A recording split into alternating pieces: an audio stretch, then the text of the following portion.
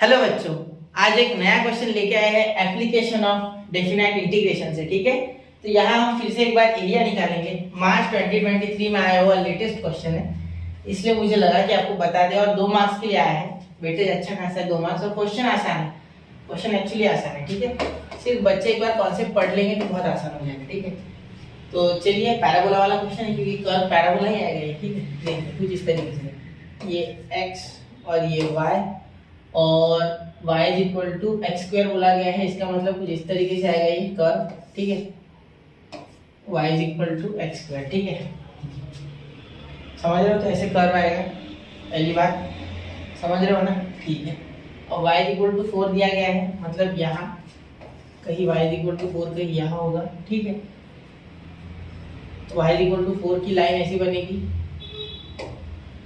Parallel to x axis. ठीक है, ये बन गया आपकी y इज इक्वल टू 4 वाली लाइन। ठीक है, अब आप बहुत से बच्चे सोच रहे होंगे कर्व ऐसा क्यों निकाला यार मैंने, है ना? ये सोच रहे हो आप, है ना? सोच रहे हैं, कुछ सोच रहे हैं। देखो देखो बेटा, जब भी एक आपको शॉर्ट ट्रिक बताता हूँ, y is equal to x square वाला कर्व आए तो अपवर्ड या डाउनवर्ड डायरेक्शन में बनेगा, ऊपर या नीचे, माइनस होता तो नीचे, ऐसा कुछ। आपको धीरे धीरे वो क्वेश्चन भी क्लियर करूंगा, पहले ये देख लो। ठीक है, और अगर x is equal to y square आए तो समझ लेना कर्व ऐसा या ऐसा बनेगा, इसमें ऐसा या ऐसा। फिलहाल के लिए ऐसा, उसके रीजन में मत जाओ फिलहाल।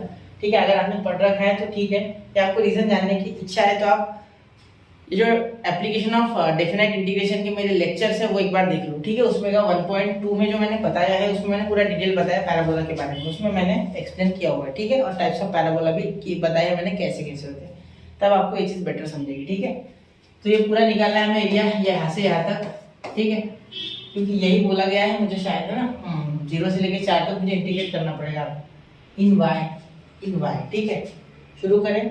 ठीक है, अब लिमिट तो मैं y की लगाऊंगा, सॉल्व x में करूंगा। क्या है सही है?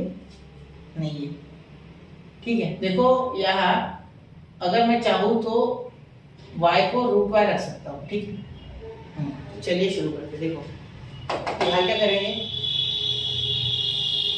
एरिया ये ना ओरिजिन से पास हो रहा है। ठीक है, उसका टेंशन मत लो, ओरिजिन से पास हो रहा है, वरना वो बताते कि कुछ देते वहाँ ऑफसेट देते कि ऊपर नीचे करें। ठीक है, तो ओरिजिन से पास हो रहा है, उसका टेंशन मत लेना। ठीक है, बहुत ओरिजिन से सोचना मत क्यों पास हो रहा है, ओरिजिन से हो रहा है। ठीक है, चलिए देखते फिर हम एरिया ऑफ द रीजन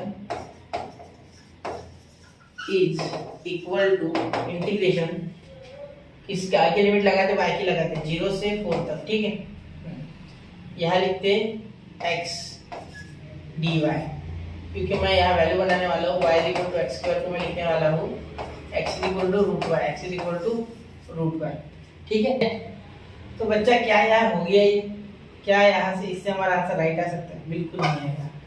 जिसने सोच लिया था बिल्कुल सही है बेटा आपका, ये आपको सिर्फ एक साइड का एरिया दे सकता है, दूसरे साइड के लिए आपको मल्टीप्लाइड बाय 2 इसे करना होगा। हमेशा याद रखना, बच्चा ये पॉइंट अक्सर भूल जाता है, चाहे वो इतना भी पढ़ ले, लेकिन बच्चा 2 into करना भूल जाता है। बेसिकली बड़ी बड़ी मिस्टेक होनी ही नहीं है, 2 भूल जाना है आपने, तो यही आपको भूलना नहीं है, याद रखना है ये बात। ठीक है, समझ रहे हो?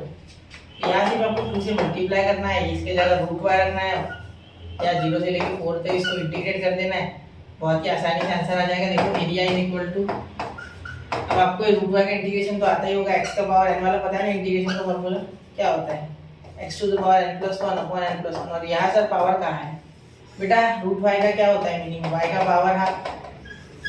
ठीक है, तो वही करेंगे हम। देखो y का पावर 3/2 अपॉन 3/2, और यहाँ इंटू 2 करेंगे। ठीक है, y का पावर 3/2 इंटू 3/2, और यहाँ इंटू 2 करेंगे। ठीक है, उसके बाद क्या लिखेंगे? यहाँ तक क्लियर? ठीक है, क्लियर हो गया। इसको लिमिट लगाएंगे, y का पावर 3/2 कितना, 0 से लेकर 4 तक। ठीक है, यहाँ देखिए एरिया इज इक्वल टू, ये 2 इधर चले गया तो मल्टीप्लाई होकर 4 हो गया। ठीक है, समझ गए? तो यहाँ हम क्या लिखेंगे अब, अपॉन 3, और यहाँ ब्रैकेट में लिखेंगे 4 का पावर 3/2 माइनस 0। ठीक है, तो मेरी बात समझेगा क्या किया मैंने? देखो सबसे पहले मैंने तो √y को पावर 1/2 लिया, जैसे ही पावर 1/2 लिया तो 1/2 + 1 कितना होगा? 3/2। ठीक है, तो जो ऊपर आता है वही नीचे आता है, इसलिए 3/2 हो गया। इतना बेसिक इंटीग्रेशन सबको आता है। ठीक है, फिर 3/2 रेसिप्रोकेट हो गया, उल्टा हो गया, 2 के साथ मल्टीप्लाई कर दिया, 4 हो गया, 3 नीचे आ गया। ठीक है, ये y का पावर 3/2 हो गया, जिसका आंसर 8 आता है बेटा, ठीक है। देखो y का पावर 3/2 यानी होता है y का पावर 3 उसका रूट, ठीक है। या इसी दूसरे तरीके से बोला जाता है y का पावर हाफ यानी उसका रूट उसका क्यूब, ठीक है। यहाँ से जाओगे 2 पहले आएगा, 2 का क्यूब 8 आएगा। इस रास्ते से जाओगे पहले 64 आएगा, फिर 64 का रूट 8 आएगा, ठीक है। लेकिन पहुंचोगे आखिर 8 पे ही, ठीक है। चलो तो a is equal to 4/3 into 8 यानी यहाँ आ गया 32/3 स्क्वायर यूनिट्स, ठीक है। ये हो गया आपका फाइनल आंसर, ठीक है बच्चा। तो समझिए, आपको उम्मीद है मैं आपको अच्छे से समझा पाया, ठीक है। 2 मार्क्स का क्वेश्चन इग्नोर मत करना, और जस्ट आया हुआ है, ठीक है, जस्ट आया है 2023 में, ठीक है। तो बच्चा पढ़ते रहे, आगे बढ़ते रहे, कोई भी दिक्कत हो तो कमेंट करें, ठीक है, जिससे कि मैं और आपको हेल्प कर पाऊँ। तो मिलते हैं अगले लेक्चर में बच्चा, ठीक है। जय हिंद, जय भारत।